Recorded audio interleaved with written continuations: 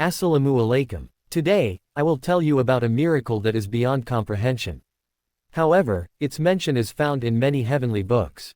If you don't believe it, Pharaoh's dead body is still preserved in a museum in Cyprus today. So, listen to the story of Pharaoh, who demanded prostration from others. Please subscribe to this channel, it provides motivation. Allah Almighty granted Moses many signs and other miracles so that the children of Israel would gain conviction and be able to help themselves against their enemies. Miracles were meant to be lessons of faith and wisdom, serving as a guide for those with narrow minds. If you look at Moses' life, you see that his life began in a basket. It emerged from the Nile River, reaching Pharaoh's palace, and then to Pharaoh's wife. She picked him up, and Moses began to be raised in Pharaoh's palace by the banks of the Nile. And the miracle of Moses and the Nile River began with Pharaoh's arrogance and the foolishness of his people. Allah Almighty sent the plague of frogs and locusts upon Pharaoh's people, and then the plague of blood. The water of the Nile River turned into blood, no one could drink it. This plague of blood was a great torment for Pharaoh's people because the previous plagues were of a general nature, related to agricultural conditions whose survival depended on the river, and that river was the source of water. But this plague of blood, given to Pharaoh's people, was a severe torment. The people of Egypt were unfamiliar with it. Why did all the water of the Nile River turn into blood? And then, this transformation of the river water into blood was only for the Egyptians who were under Pharaoh's command.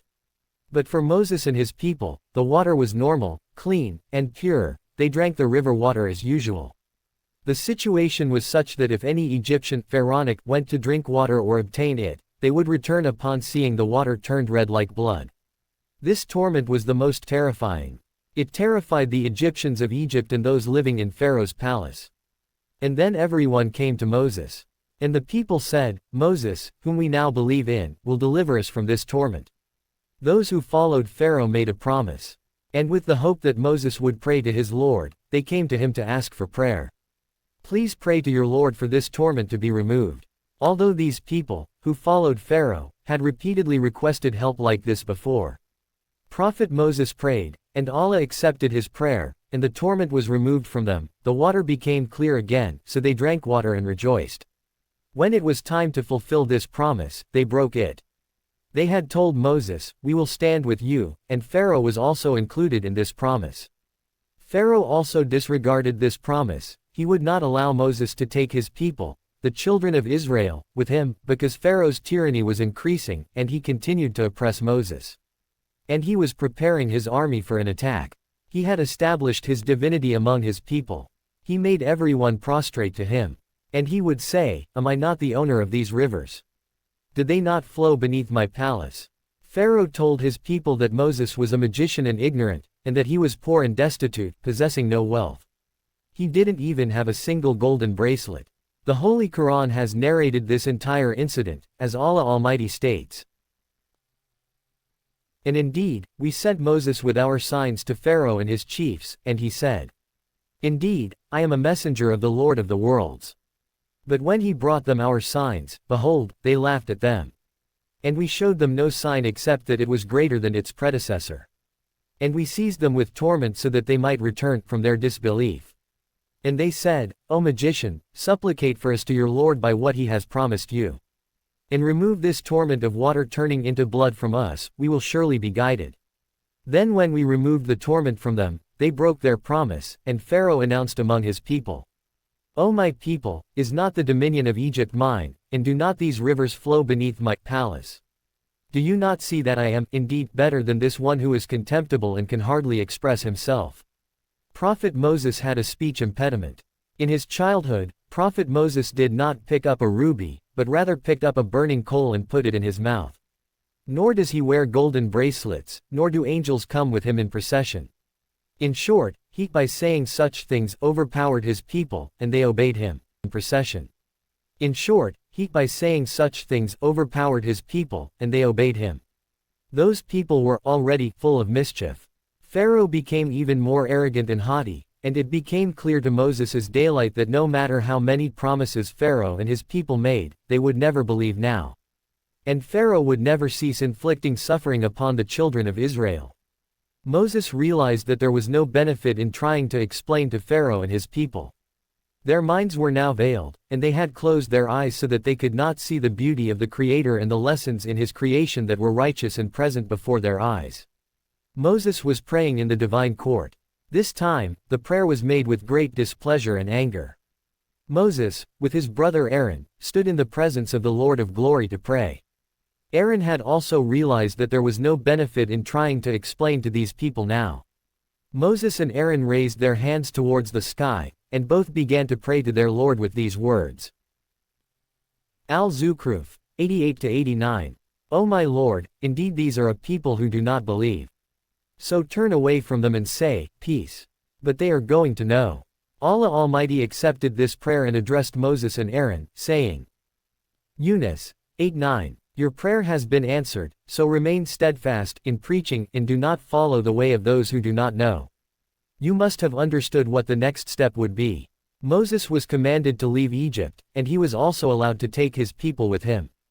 But it is strange that some of Moses's people had not yet believed in him. Allah Almighty mentioned them in the Holy Quran, as he states. Yunus, 83. So no one believed in Moses except some offspring of his people, for fear of Pharaoh and his establishment that they would persecute them. And indeed, Pharaoh was a tyrant and believed in Moses except some offspring of his people, for fear of Pharaoh and his establishment that they would persecute them. And indeed, Pharaoh was a tyrant in the land, and indeed, he was of the transgressors. When Pharaoh had blocked all paths for himself and departed from divine mercy, Allah Almighty willed to put an end to this disbelieving and accursed person and to stop his crimes. Therefore, Moses was commanded to leave Egypt. On the other hand, the children of Israel asked Pharaoh for permission to go to their festival, and Pharaoh reluctantly and unwillingly granted them permission. So the children of Israel began to prepare to leave Egypt, taking their jewelry with them, and also borrowed a large quantity of jewelry from the Egyptians. As night fell, the children of Israel prepared to leave Egypt, taking their jewelry with them, and also borrowed a large quantity of jewelry from the Egyptians. As night fell, the children of Israel left Egypt. Moses was at their head. Moses led them towards the Red Sea, from where they intended to go towards Syria. After a while, Pharaoh learned through his spy network that Moses had left for Syria with his people, and that Moses had left Egypt during the night. Pharaoh became enraged. He issued an order for a great army to be gathered from all the cities of the country. Issuing his provocative and furious commands, he said that Moses had greatly angered him. Pharaoh said, Ash-Shu'ara, 55. And indeed, they are enraging us. Meaning, Pharaoh said that Moses had greatly angered him, therefore it was necessary to put an end to him and his people, the children of Israel. Pharaoh announced this clearly to the people. In a very short time, Pharaoh gathered a very large army. He prepared a great army to pursue Moses and kill them.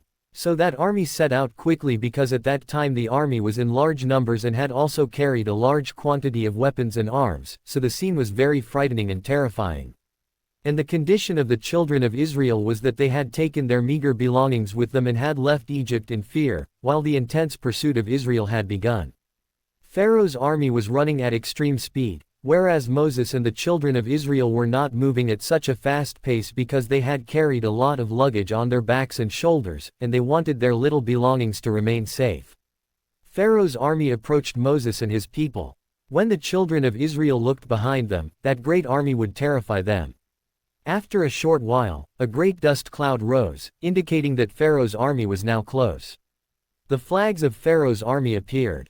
The people were overwhelmed. The situation had become very dangerous. Before them was the Red Sea. And the cruel enemy was just about to finish them off. Now there was no opportunity for the children of Israel to defend themselves because the poor children of Israel were unarmed. And most of the people were children and women, and they knew that if Pharaoh caught them, he would surely destroy them all, leaving no one alive. People started crying out of fear and terror, voices began to rise. "O Moses! Pharaoh is near, Pharaoh is near. He is arrogant, he will catch us." But Moses, with extreme calm and tranquility, told his people, "This can never happen, my Lord is with me, he will surely show a way." Moses at that time implored his Lord because there is no refuge except Allah subhanahu wa ta'ala. Moses received a clear command in the form of complete revelation, strike the sea with your staff. This revelation is also mentioned in the Holy Quran. Allah Almighty states, Ash-Shu'ara, 60-63. So they pursued them at sunrise. And when the two companies saw one another, the companions of Moses said, "Indeed, we are to be overtaken." Moses said, "No. Indeed, with me is my Lord, he will guide me." Then we inspired to Moses, "Strike with your staff the sea," and it parted, and each portion was like a great towering mountain. So Moses obeyed the command of his Lord and struck the sea with his staff, which caused the sea to split into two parts. This was one of the great miracles that Allah Almighty granted Moses. A hard and dry path opened in the middle of the sea. A hard and dry path opened in the middle of the sea, and on both sides of the sea. Waves stood like strong mountains. Moses and his people moved towards this astonishing miracle, which was to become a sign of warning for the enemy's army. Moses led his people to the seashore. This miracle of the sea was truly breathtaking and astonishing. On both sides of the sea, waves were rising, but in the middle, a dry path had opened, due to which there was no fear of drowning. And then, the strange thing is that Pharaoh's army was also rushing in pursuit without thinking, and the envious and unsuccessful ones, due to their disbelief and rebellion, had their wisdom veiled. Anyway, the sea was roaring, but when Moses's people reached that middle part of the sea that had become dry for them, the manifestation of Allah Almighty's power became complete.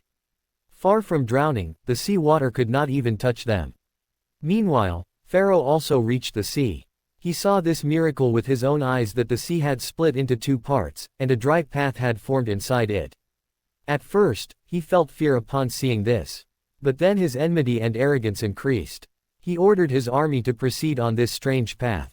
So his army, which was moving rapidly, advanced along the path and reached the dry path in the sea, and the pursuit by Pharaoh intensified. Both parties came face to face, but Moses and his people had already crossed the sea before Pharaoh's arrival.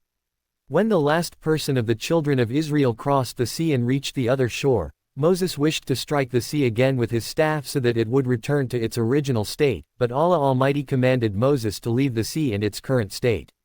Moses wanted this sea to become a barrier between them and Pharaoh so that his people could be saved from Pharaoh's oppression and tyranny.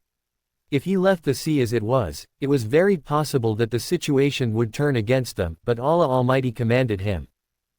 Ad-Dukan, 23. And leave the sea as it is, indeed, they are a submerged host. Since it was Allah Almighty's will and intention that Pharaoh be drowned, Moses was commanded to leave the sea in a calm state, i.e., in a dry state. In any case, Pharaoh reached the middle of the sea with his army and was close to reaching the other shore. Then Allah Almighty commanded Gabriel, and Prophet Gabriel moved the waves of the sea, and those waves enveloped Pharaoh and his army. And Pharaoh drowned with his army. Pharaoh drowned with his disbelief and enmity, disbelief drowned, and faith and salvation were achieved. When Pharaoh was drowning, he saw his abode in hell, and then he realized that Moses was truthful and trustworthy. At that moment, he became convinced that Moses was not a magician or a liar, as he had claimed before his people. He also understood that he was an insignificant person and his claim was very wrong. Pharaoh was afflicted with the intensity and severity of death. He also clearly understood that he had made a great mistake by harboring enmity, hatred, and animosity towards Moses, so now he began to believe. This is mentioned in the Holy Quran as follows. Yunus, 90. Meaning, when he was overtaken by drowning, and the angels of torment appeared, he, in a state of panic, said, "I believe that there is no deity except that in whom the children of Israel believe, and I am of the Muslims."